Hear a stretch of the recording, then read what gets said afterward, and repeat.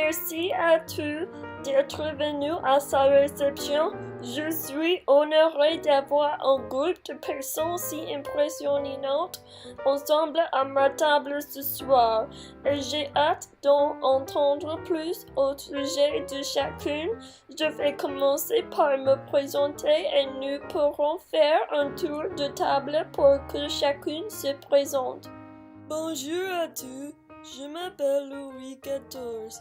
Je suis né en 1638 en France. Je suis devenu roi à l'âge de 4 ans suite à la mort de mon père. Lorsque j'étais enfant, l'exercice du pouvoir était dans les mains du premier ministre. En 1660, j'ai épousé la fille du roi d'Espagne afin d'assurer la signature d'un traité de paix que mon premier ministre voulait établir avec les Habsbourg. En 1661, j'ai décidé de commencer la réforme de la France. Je suis le roi Soleil et j'ai fait construire le château de Versailles. J'ai repoussé vers les frontières de la France et durant la guerre de succession d'Espagne, j'ai établi mon petit-fils sur le trône espagnol. Bonsoir, je m'appelle Pierre-Auguste Renoir et je suis un peintre impressionniste. Je suis né en France en 1841. J'ai commencé en étant l'apprenti d'un peintre sur porcelaine, mais durant mon temps libre, j'étudiais la dessin. En 1864, après de nombreuses expérimentation artistique, j'ai été acceptée au Salon annuel de peinture et de sculpture de Paris.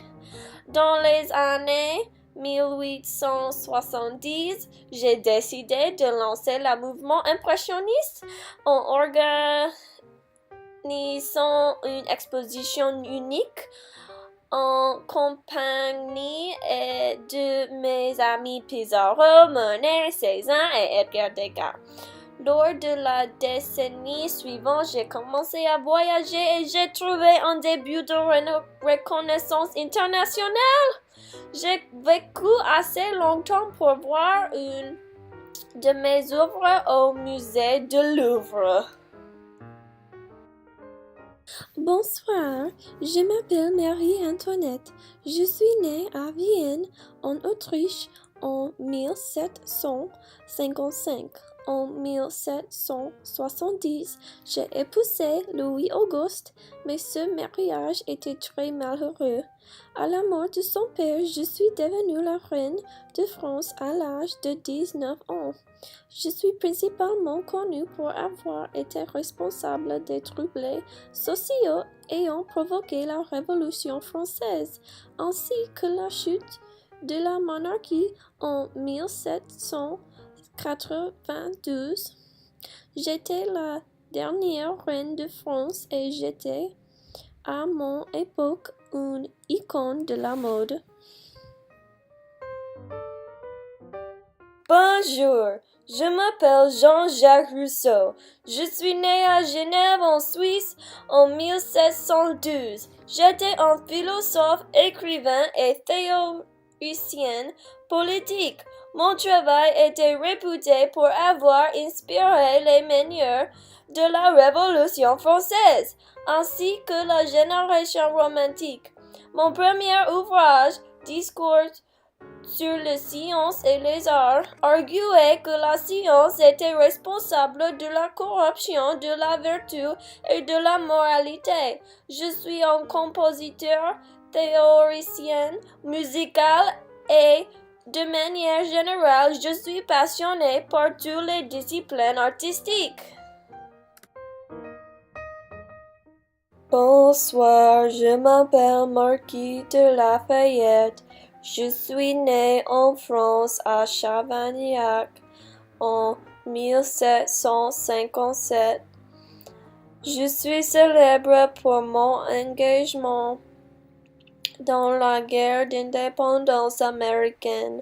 J'étais un conseiller militaire remarquable et j'ai apporté avec moi le précieux soutien logistique de la France. Je suis retourné précipitamment en France durant la Révolution française.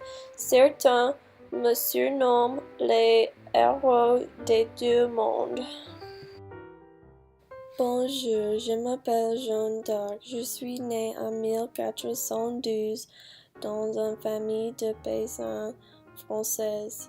À l'âge de 12 ans, j'ai commencé à entendre des voix.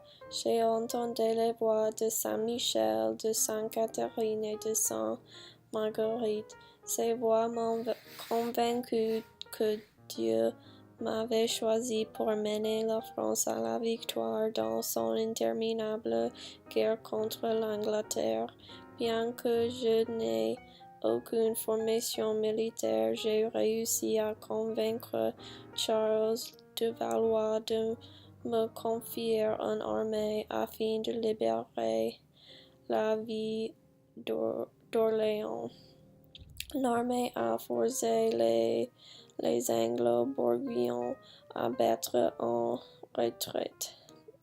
Un an plus tard, j'ai été capturé et brûlé en tant qu'hérétique par les Anglais et leurs alliés français.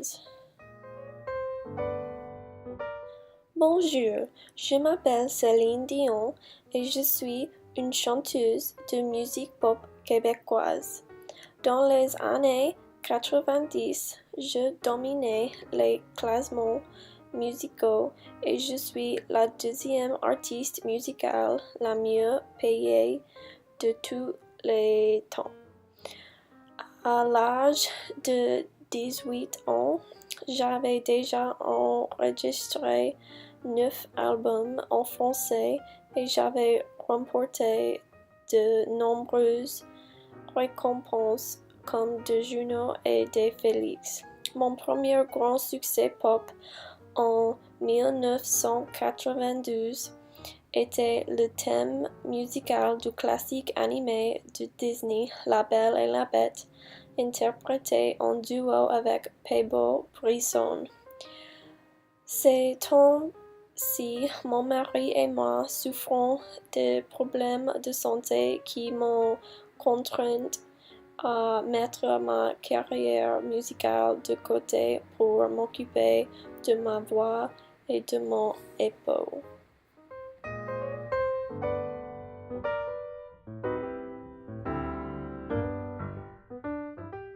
Fabuleux! Tout le monde à table, la nourriture est délicieuse et je ne veux pas de gaspillage. Nous avons tous vécu des vies si fascinantes et nous avons eu de l'impact sur le monde dans lequel nous vivons. Je me demande si nous aurions eu le même effet aujourd'hui. Eh bien, je vis très bien dans le monde de 2015 et je peux vous dire qu'il y a beaucoup de bouleversements. Récemment, un magasin à Paris appelé Charlie Hebdo a été attaqué par des terroristes pour avoir dessiné des caricatures offensantes pour les musulmans. Le concept de liberté d'expression a été beaucoup mis à mal ces derniers temps. Je suis une chanteuse, donc je pense que la liberté d'expression est essentielle pour l'art. Les gens doivent s'exprimer et nous devrions tous apprendre à vivre ensemble en paix. Je suis également un grand défenseur de l'art et je crée aussi de la musique. Je pense que l'expression est essentielle dans l'art. Je ne comprendrai jamais pourquoi les gens sont si offensés par l'art. C'est si subjectif. Si quelqu'un n'aiment pas ma musique, je m'entends à ce qu'ils choisissent de ne pas l'écouter.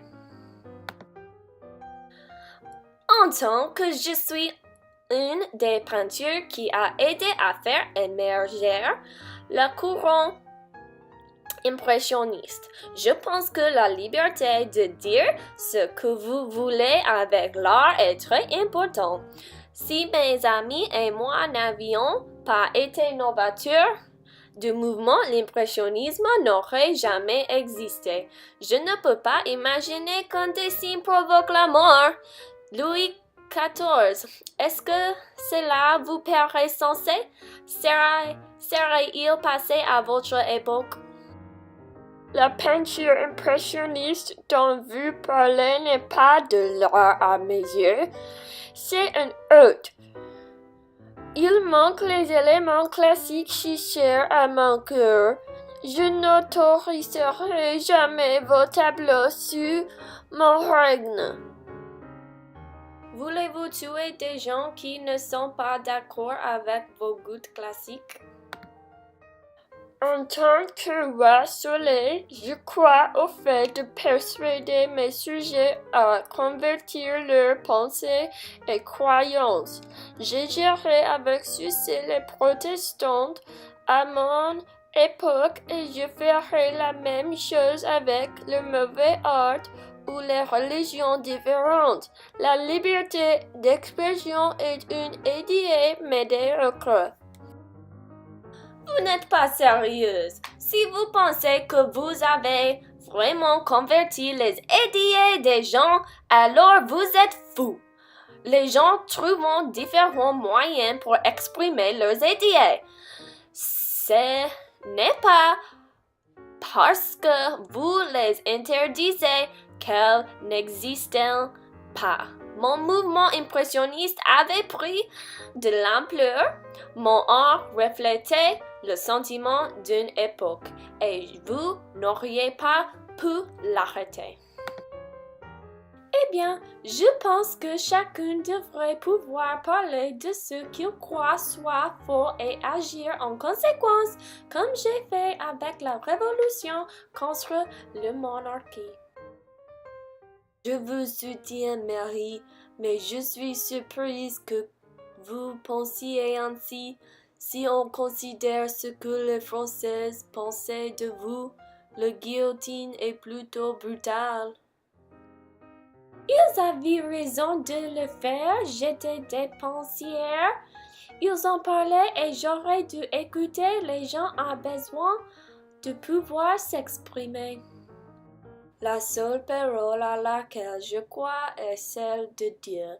Il me dit tout ce que j'ai besoin de savoir. Mais puisque j'ai été brûlée sur la bouchée et accusée d'être un sorcière, je n'approuve pas vraiment la violence à l'encontre de ceux qui ne sont pas d'accord avec vous.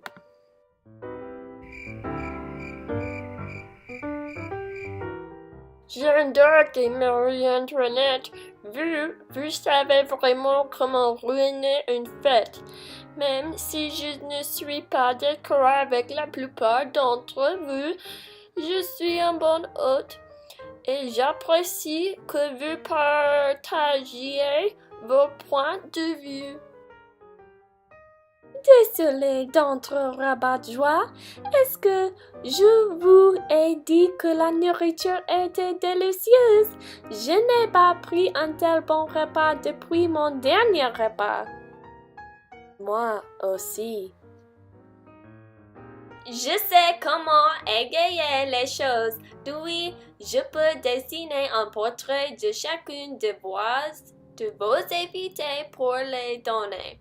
Je suis sûre que vous les aimerez. Qu'en pensez-vous, les amis? Pouvez-vous me dessiner avec toutes mes récompenses autour de moi et le drapeau canadien à Las Vegas? Je fais beaucoup de spectacles là-bas. Si mes invités le souhaitent, alors ils l'auront. Vraiment, commencez à dessiner, s'il vous plaît. Maintenant, je vais prendre le désert. Qui me rejoindra dans le jardin?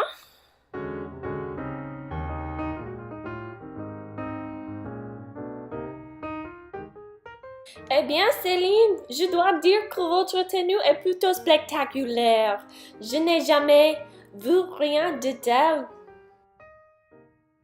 Oh, merci. La mode d'aujourd'hui est différente, mais je l'aime vraiment. Je ne suis pas du tout d'accord avec vous, Monsieur Renoir. Céline, votre tenue dévoile trop votre corps et elle est franchement scandaleuse. Nous aimions les décolletés plan néant. Mais où est le reste de tes yeux? Où sont passés les corsets et les jupes à crinoline? Vous devez savoir que je suis une icône de la mode encore aujourd'hui. Il y a des musées remplis de mes vêtements. Est-ce que l'un de vous peut en dire autant? Je ne crois pas. J'adore la mode traditionnelle que vous avez créée, Marie. Hey, vous devez vous rappeler que j'ai vécu au XXe siècle. Je n'étais pas vraiment habituée à votre style extravagant. En tant qu'artiste, j'aime la liberté d'expression, une caractéristique qui se retrouve dans le mode de l'époque de Céline. Exactement, Brevoire. La mode moderne est bien différente, mais les femmes peuvent pratiquement porter ce qu'elles veulent et c'est accepté. Croyez-moi, Marie, toutes les femmes rêvent un jour de pouvoir porter la mode de votre époque. Vous êtes une véritable icône, mais votre époque n'était-elle pas tyrannique quant à la mode? C'est quelque chose que je n'aime pas. Si mon époque n'était pas très tolérante vis-à-vis la créativité, les gens aimaient suivre mes tendances. Et vous, Jeanne d'Arc, aimez-vous la mode? Je préfère une armure prête à la guerre, cela me convient mieux. Dieu m'a envoyé ici pour combattre pour la France et c'est exactement ce que j'ai fait. Ah, je suis d'accord avec vous, Jeanne. Certaines personnes dans ce monde ont un destin et des devoirs. Comme nous, la mode devient peu important au milieu d'une guerre. J'apprécie votre soutien, Monsieur Lafayette, mais souvenez-vous que c'est Dieu qui m'a demandé de combattre. Nous ne nous comprendrons jamais vraiment. Je crois que vous oubliez tout que moi-même, j'ai été une icône de la mode à mon époque. J'ai rendu populaire la redingote longueur mi-cuisse et mes perruques étaient vraiment fabuleuses. Personne ne peut le nier. J'ai utilisé la mode pour contrôler et façonner le plus belle de France à ma goût. Louis, la mode est une des plus belles formes d'expression. Elle ne doit pas être utilisée pour contrôler les gens. J'ai utilisé la mode pour célébrer les joies de la féminité. J'ai accentué mes courbes, empilé mes cheveux en mètre au-dessus de ma tête et rendu les décolletés plongeants. Croyez-moi, j'apprécie les beautés que les femmes offrent au monde, mais en tant que roi si puissant, j'avais besoin de trouver mes moyens de contrôler mon pupille. Et puisque la mode est si universelle, cela semblait approprié. Assez parlé de la mode, je suis en train de mourir d'envie de savoir ce que chacun fait pour se divertir pendant le temps libre. Comme vous, Jeanne d'Arc, comment était-il le XVe siècle? Je suppose qu'il soit largement ennuyeux. Eh bien, monsieur, je vivais une vie si courte. Donc, je n'ai pas eu beaucoup de temps libre pour les loisirs. Mais j'ai souvent observé les gens qui participent à un jeu de toutes sortes. Les gens jetaient des pierres ou des rouleaux pour frapper un marque sur le sol ou abattre un cible. Je l'aime du bowling, bien que je trouve les chaussures pour être tout à fait insalubres. Pourquoi vos chaussures seraient insalubres? Parce qu'ils ont un approvisionnement de chaussures que tout le monde vient et loue pendant qu'ils jouent leur jeu. Je pensais qu'au temps moderne, on était plus avancé et pas retombé dans quelque chose d'aussi dégoûtant. Bien, on porte des chaussettes. Passons, très intéressant, jeune. Marquis de la Fayette, vous devez avoir un point de vue intéressant des sports et les loisirs puisque vous vivez en Amérique aussi. Eh bien, c'est drôle. Tous les hommes qui ont établi les États-Unis étaient des Anglais de sorte que tous les sports et jeux de base anglais. Ils aimaient la boxe, billard et les cours de chevaux. Une fois les chevaux sont devenus plus fréquents. De retour en France, il n'y avait pas beaucoup de jeux, mais des choses comme échecs et jeux de cartes étaient populaires. De retour dans ma journée, je jouissais d'une bonne partie le tennis royal où je jouissais aux échecs. Et tous ces jeux étaient monnaie courante dans ma tombe aussi. Louis-vous que je ne vivais pas beaucoup après avoir passé. Je préfère regarder ces événements plutôt qu'en participer. Je ne pouvais pas ruiner les chevaux qui ont eu heure à faire ou mes robes inestimables. Oui, moi aussi, comme un philosophe et créateur de la musique, je n'ai pas trouvé beaucoup d'intérêt dans les jeux comme je l'ai vécu à la même période de temps. Je crois même que je provoquais Marie un peu grâce à mon travail.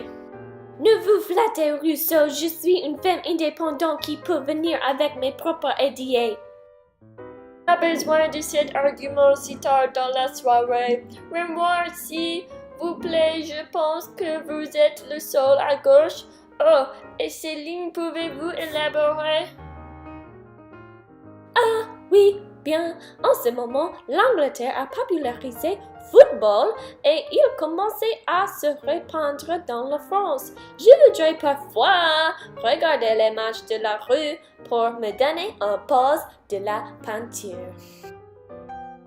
Les sports n'ont jamais été plus importants que dans ma journée. Les États-Unis ont cette chose appelée le Super Bowl qui dispose un match de championnat entre les équipes de football américaines. J'ai même chanté God Bless America au Super Bowl de 2003. Des millions de personnes à travers le monde ont regardé ces événements à la télévision. Télévision me semble comme un acte de Dieu. Si vous me demandez, le rassemblement de tous ces gens ensemble est ainsi de suite. C'est le fait de trouver un moyen de rassembler les gens. Mais ce n'est pas tout. Étant du Canada, le hockey sur glace est très populaire. Ainsi, peut-être au prochain dîner, tout le monde peut apporter les fournitures à jouer à leur sport favori de leur tombe.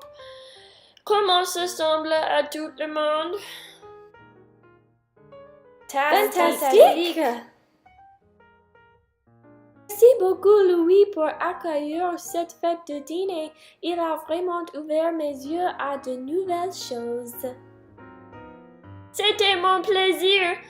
Espérons que chacune a un bon retour chez eux. Au revoir!